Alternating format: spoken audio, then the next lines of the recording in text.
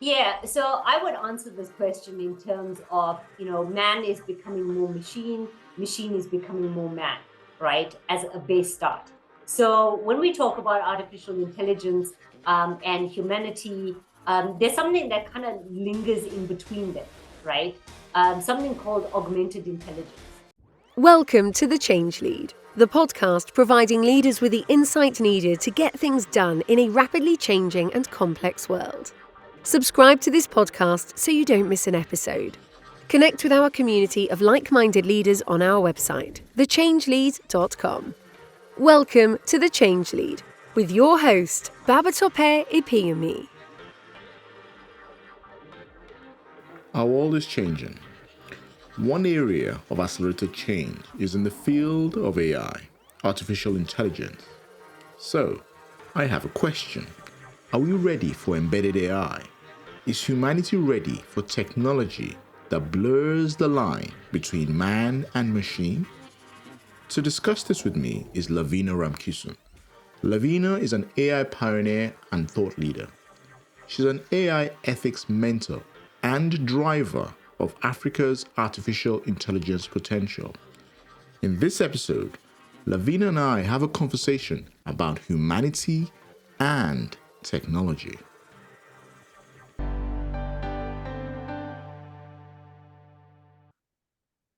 Hi, Lavina. Really great to have you on the show today. Thanks for taking the time to speak with me.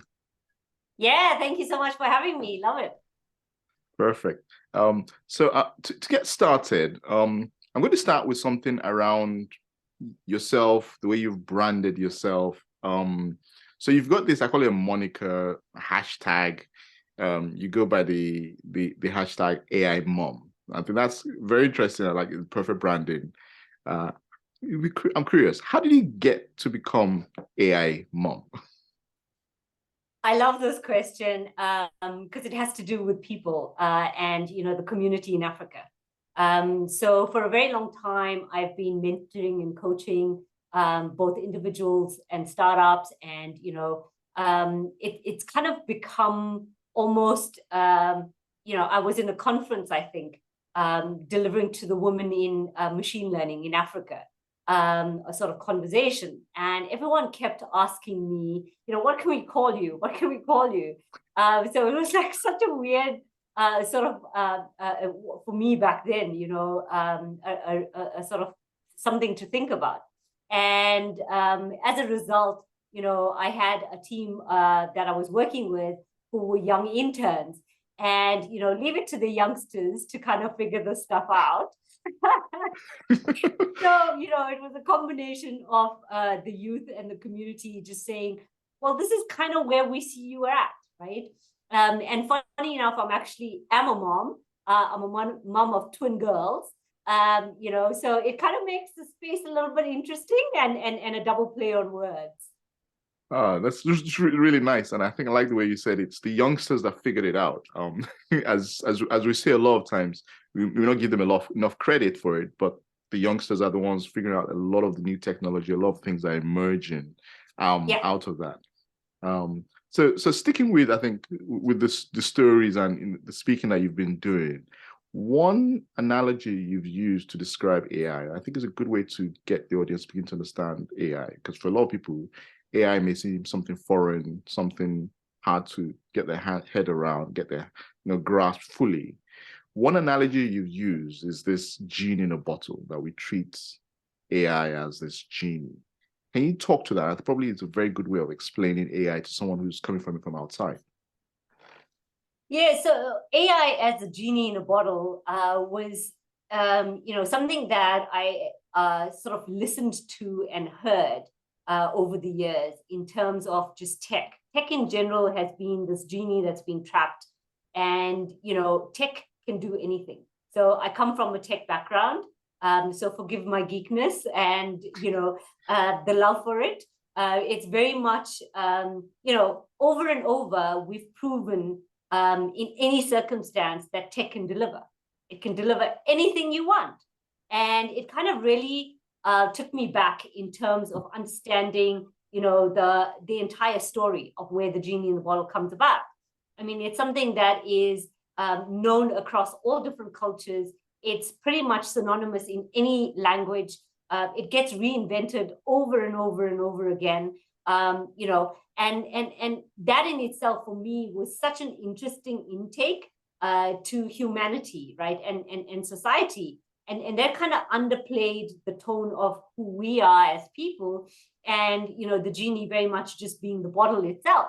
So you know, we ask and we get. I mean, this is really simple, right? I mean, everyone's dream. You know, but the thing that we've learned through the time is that the tech can give us what we want when we want, but may not necessarily deliver it in the manner that we want, right? And that's the key differentiator is, you know, and I guess this is where the humanness or the society sort of really comes into play in terms of saying, this is how we can dictate where we need to get to, or this we can dictate in terms of saying, you know, let's eliminate fear, right? Let's remove that from the equation. Let's remove this whole inundation of, you know, a euphoria or a dystopian future, right? Because in this moment in time when we're creating tech, or in this moment in time when we're using tech, we have a choice, right? And we have that choice to grant ourselves that wish, and hence genie in the bottle.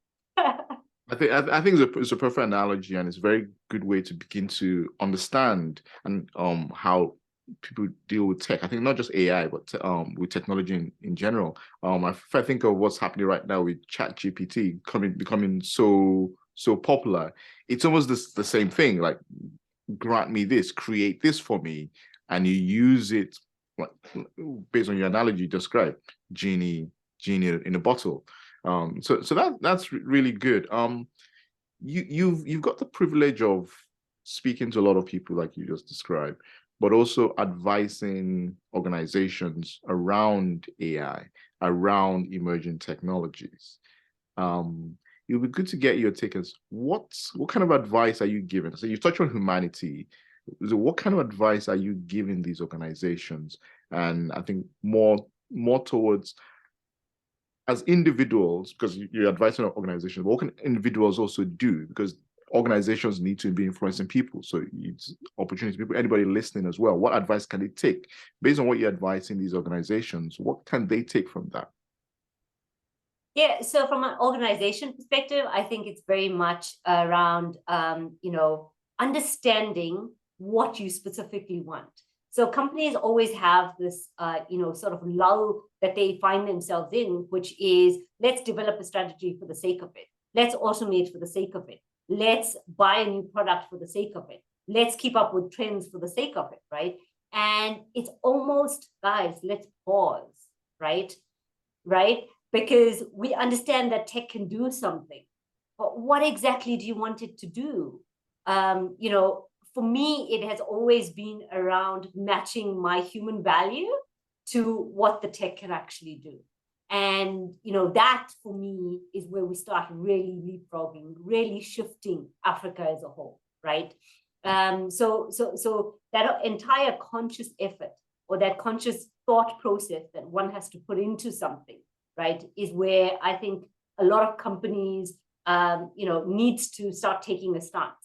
In terms of us as a digital citizen, what can we do? What can we walk away with? You know, it's an advice that I actually give to my twin girls. It's something that, you know, every nanosecond of every day, you have a choice. So, you know, that is no different to tech. You know, we hear so many things that have gone wrong so many different times, right? And we're tired, or at least I am, and I'm sure you are as well, of the whole tech colonization. I'm tired of the whole, you know, tech separation, or, you know, the digital apartheid, you know, that's sort of creeping up on us. And, you know, this is where I always say that we have some control, we have some say, and it's about how you want to utilize that say. It's about how you want to be seen. It's about how you want to apply. It's about what sort of knowledge you want to keep, and to what knowledge you want to actually share that, right? I mean, you know, this whole personal information thing, for example, as someone that's, you know, a digital citizen, you've got to take that seriously. I mean, you can be a replica of yourself from the physical world into the digital world. Great. And that makes your life a lot less chaotic, I guess. But it's, who do you want to share that information? What type of information do you want to share? Why do you want to share it? Yeah. And how can you protect that information? These are like small little things, although it's like a really deep topic in itself. But I think it's something that we can walk away with tangibly. And the other sort of piece of advice I'd give to everyone is just be playful. So go and actually experiment. Be curious about the tech. See what it can and can't do, but always sort of localize it to yourself again. I think that's really nice. I like that you use the term the digital citizen. So that's something everybody can relate to. Everybody has a digital presence. So we're all digital citizens to some extent. Even kids are almost digital citizens out of their own control, where parents choose to put them online. So we're all digital citizens and we have a choice. Like you said, I think I like that. We have a choice. Also, I think the playfulness is quite key, as in experiments, because a lot of this is emerging technologies. So we don't know where it's going. So it's about playing with it. Which organizations do you advise? Which organizations do you think have the most influence in this space to start making a difference? Because I think it boils down to the person. From what you're saying, it does boil down to the digital citizen. But as everything is, there are platforms, there are influencers, there are centers of control with these things. Do you see any centers of control when it comes to having a choice within the digital space that can drive the narrative so we make the right choices when it comes to digital things? Yeah, I think it's a combination of everyone in that ecosystem. So what does that mean? It includes governments, it includes private sector, it includes big tech, it includes the startup environments, people on the ground that's tangibly creating something. It includes me as a digital citizen. So I think it's pretty much across board, and it has to be, because there's no one person that's responsible for it. For example, governments can make large initiatives to support it. How can they do that? They do that via regulations, and they do that via legislations, and they do that via acts and bills, right? Which is phenomenal. And then you get private sector, for example, big tech in itself. How can they be part of this narrative? It's not always only about the investments and the upskilling of youth. It could go way beyond that, right? When we talk about private sector again, how and what standards do we want to abide by, and to what degree? So I think it's just literally everyone, and that's probably a cop out of an answer, but for me, it's organizations. Every single organization is no different to another, right? And that's just how I see things, because I see every human being as absolute equals, no matter where you come from. Yeah. Each one of us has a potential. So equally so in an organization, each organization has a potential. But obviously we live in the real world, and we have things like the African Union, who I believe can actually start playing a much larger role in terms of how they drive the narrative of digital transformation within the continent, right? There are other institutes and sort of ethical, organizations that have started coming about. There's research institutes that have been coming about. There's also startups that have been doing really awesome work in the space. So, I would, or I could name a few of those, but I think I may be biased. So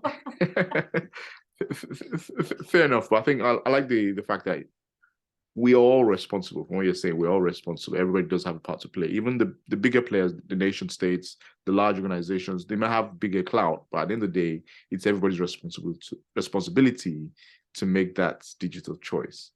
So I like that. If we sort of go on a thought experiment, so you're really deep embedded in this space when it comes to AI. If we went on a thought experiment, okay, 20 years from now, we've got lots of applications of AI. and they are, in line with your vision, your passion, what you would like to see AI be, with the right choices, with humanity at the center, the right choices. What kind of applications do you see that could emerge with AI? So thought experiment, so it could be as ambitious, outlandish as possible. But we're good to go out there and say, what could we see AI become? Yeah, so I would answer this question in terms of, man is becoming more machine, machine is becoming more man, right? As a base start. So when we talk about artificial intelligence and humanity, there's something that kind of lingers in between them, right? Something called augmented intelligence. And this is where I think a lot of our future engagement is going to really sit.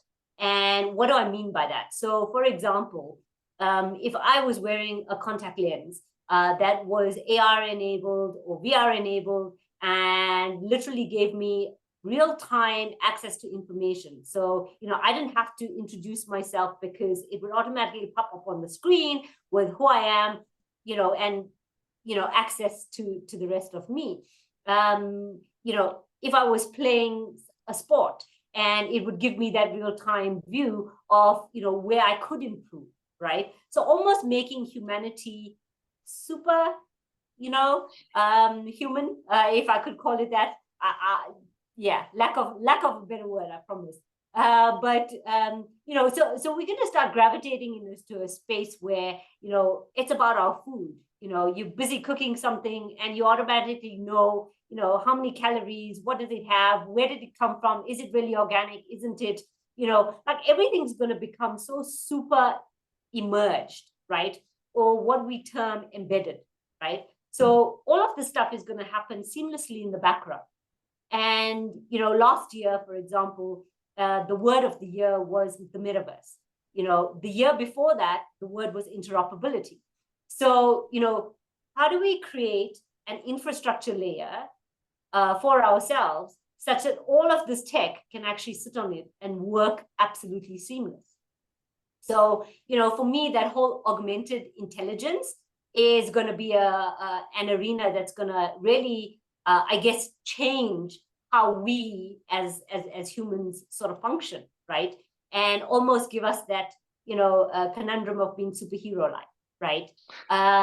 In the same flip side of it, we're going to have, the AI itself that's going to become a lot more human-driven. So, at the moment, humanity distinguishes itself from AI purely from an area of decision-making, right? From an area of creativity, from an area of reasoning.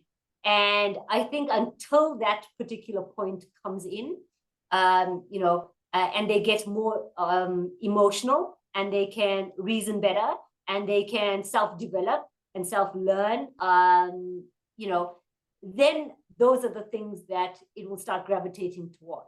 So, and this is why I say, those two worlds are going to start just keep on doing that, right?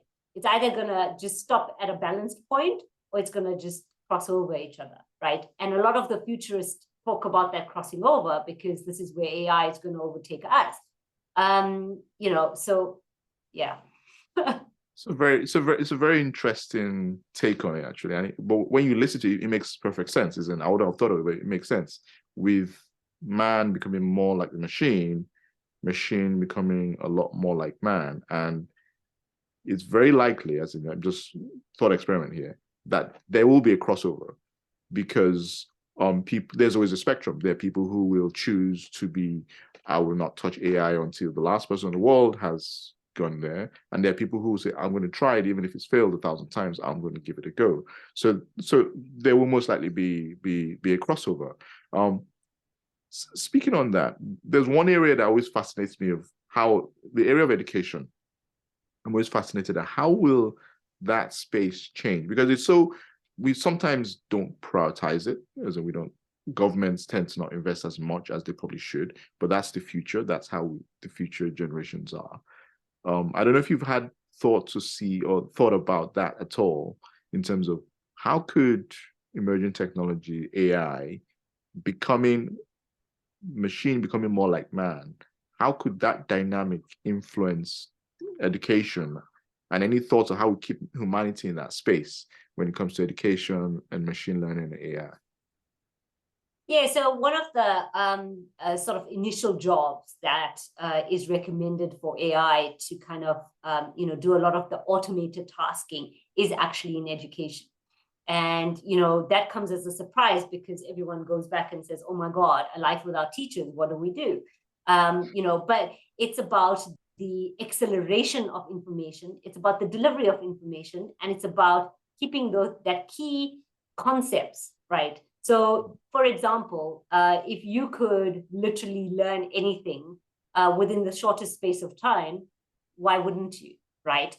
So, there's a thing called liquid upskilling that's been happening for a little while. Liquid upskilling basically talks around, short spurts of learning, right? Because we're living in an era of technological ratification, right? We're sitting with having to learn something and master it in a very short space of time. So nobody has the likelihood of actually going to an Ivy League school and, spending 4 years, because guess what? 4 years later, you're archaic, you're old. I'm sorry. So, that kind of really spurs to the urgency of us being able to deliver stuff and be able to learn and churn out, and to recognize institutes that are doing that on the same level as your Ivy League schools, whether or not we like it. So that we start creating an environment where we not only are learning about it, but we can also support that kind of technology that we're implementing. That becomes really key. If I could give an example of, like we know ChatGPT, for example, their main use case is in education, right? But funny enough, we actually have an African startup within South Africa that has been doing this for the last like 10 months or so, right? Way before ChatGPT came about. And, they're in the education space. That's their main focus. And again, it's how do you automate revision? How do you go and find where your loopholes are in terms of what is my weakness? How can I get better at it, right? And this ties back into the whole superhuman sort of conundrum, right? Or superhero sort of factor. And, sitting in a classroom and I want to learn about how a heart works. I can now, put on a VR headset and, tangibly work with holograms, instead of having to go down a route of dissecting something, or waiting for that whole process to happen. So, it's a lot more engaging. And I think you'd agree with me. The youth are like so comfortable with it. They're like, yes, of course, why are you guys doing it the old school way? Education in itself is a very old industry. It needs to change. It fundamentally needs to shift because we're still very much sitting with, the youth, whether in a high school or at a university level, that are disconnected largely from the actual tangible, technological advancements that's happening. And yeah, anyway, I've actually homeschooled my girls, Okay. so hence I kind of know a little bit about the education space to some degree. Yeah. That's very, very interesting. I like that phrase. 4 years, you're obsolete, you're archaic.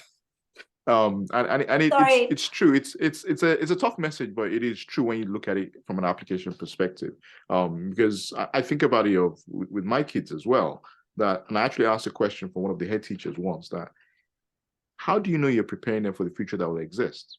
How do you prepare them? Because the world's going to change dramatically over the next 10, 20 years. How do you prepare them for that? And he actually acknowledged, and it was an interesting conversation, having that conversation with him. He said, yes, you can't.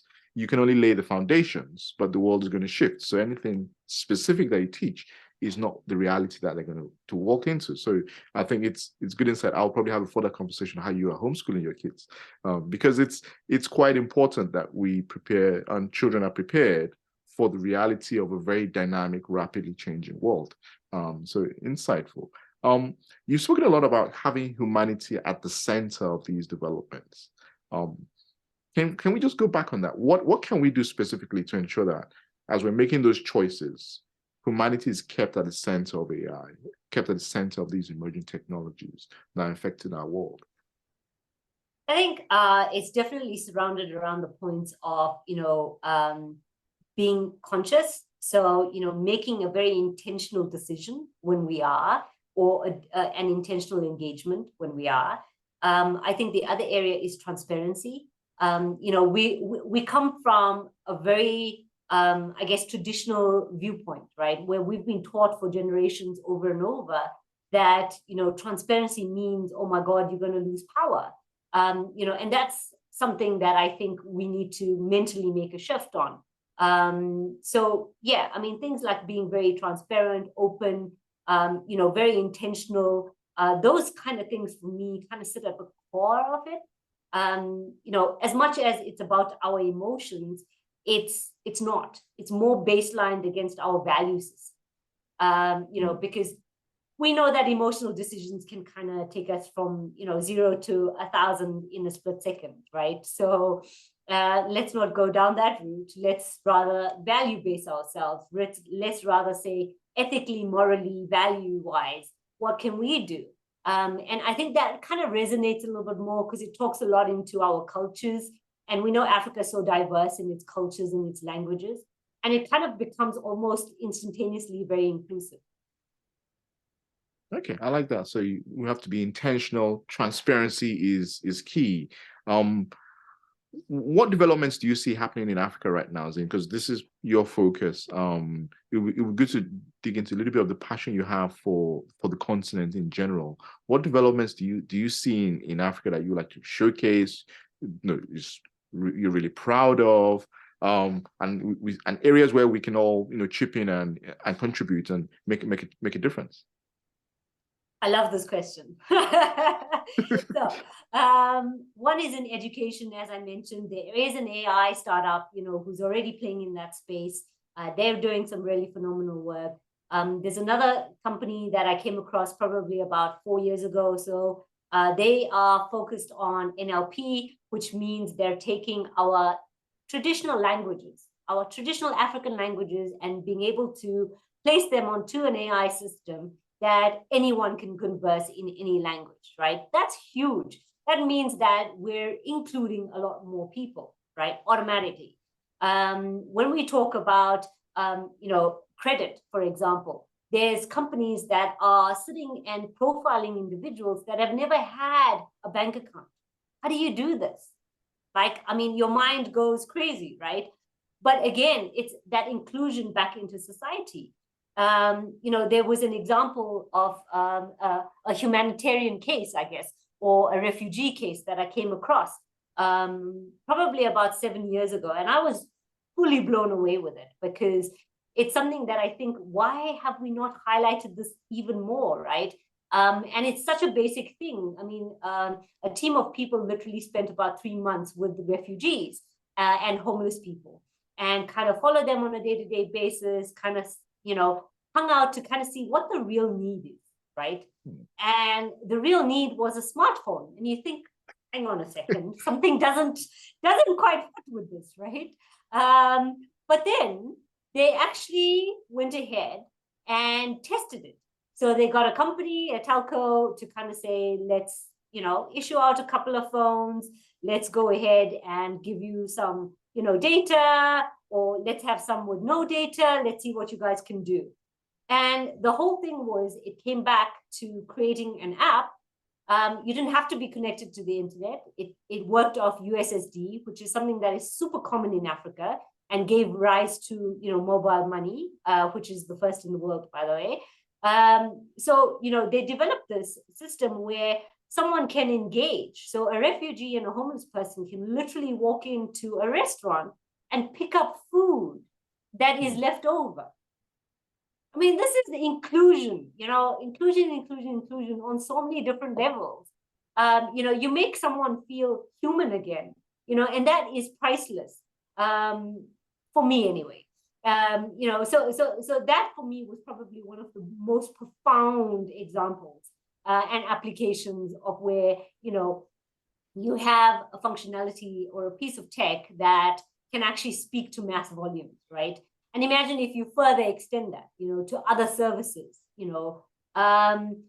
Yeah, so I mean, again, I think I'm always inspired whenever I travel across Africa, just by the sheer, you know, the sheer love that people have just to innovate, not because they have to, not because it's cool. It's just innovate because I want to see a better life for myself. I want to innovate because I know that my family and I and my community deserves better, and that sort of African spirit is just phenomenal. So, I mean, I could give you probably another, 6 or 7 examples, one in conversational bots, that's doing some phenomenal work. We know that research institutes and startups that have become billion-dollar companies already, globally, they're doing some phenomenal work. So I think, across the spectrum, we're kind of seeing it. Whether we talk about the sort of entertainment industry, whether we talk about, the traditional supply chain. Yeah, I mean, I've just seen solutions across board. As you can see, I'm very excited. But it's something to be excited about, as in definitely something to be excited about. There's a lot of innovation happening, and I like the way you describe it. It's not innovation because it's cool. It's to make a difference. It's innovation that's doing that.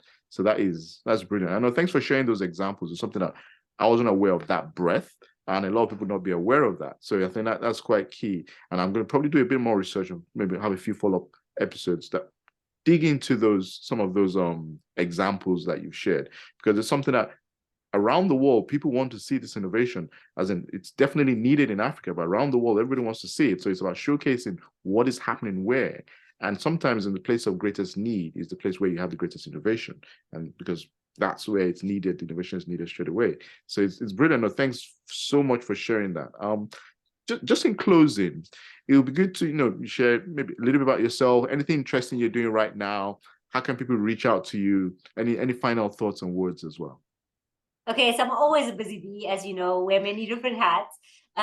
One really cool venture that I've started is something called the Fund of Funds, which is in the investment space, because I largely believe that we need to change that narrative in the African context.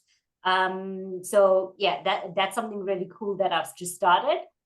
So super psyched about it. Another venture that I'm busy with is still the policy work on the African Union side. Still chipping away at that. In terms of, what next, as me personally, probably a book. That's something that I've been sort of tasked with, or, when the universe kind of throws things out at you and you're like, okay, I can't say no. So yeah, that's something cool and interesting, because I think, context and information that's localized in Africa becomes really important. And then, the last bit of it is a lot of public speaking. It's something that I do. That is something that I don't think I'm going to change for a long time, because I just love it so much. Yeah, and then one other sort of cool thing that I've kicked off the ground as well is what I term as a ethical board. So a technology ethical board. This is where digital citizens can actually have a platform that they can go to big tech and say, hang on a sec, you need to rethink things, or, whatever the case may be. But almost just like a real-time vehicle where, human rights, children's rights, safety, and technology kind of all meet together to say, how can we, shift ourselves, but in the right kind of way. Yeah, so anyone can reach out to me. I would absolutely love it. Happy and open. All my DMs are available. LinkedIn is probably the best. I am on Twitter. I am on, Instagram as well. So yeah, really, really thankful to you, and your platform. Yeah. Thank you. I think you're clearly a busy bee. You listed a lot of things there. But I'll put your LinkedIn profile in the show notes. I'm sure a lot of people listening, watching will be keen to follow up, because you've got a lot of value. I'll be in touch, keen to work together on the book as well. So yes. we'll be in touch. And thank you so much for your time. It's been a brilliant conversation. Thanks for your input, your insights, your authenticity. Thank you so much for your time. I love it. Thanks for having me. Thanks for tuning in to my conversation with Lavina. I hope you enjoyed it as much as I enjoyed recording it. If you enjoyed this episode, please consider leaving a review wherever you get your podcasts. A review will help others find the podcast. I would like to invite you to continue the conversation on our website, thechangelead.com. Our community website provides a platform to share and discuss the challenge of leadership and change with fellow professionals. So check our website, thechangelead.com, today to join the conversation. Check out the show notes for details on how you can contact today's guest, Lavina. Please don't forget to like, comment, review, and subscribe. Thank you very much for tuning in. Have a great rest of your day and see you next time.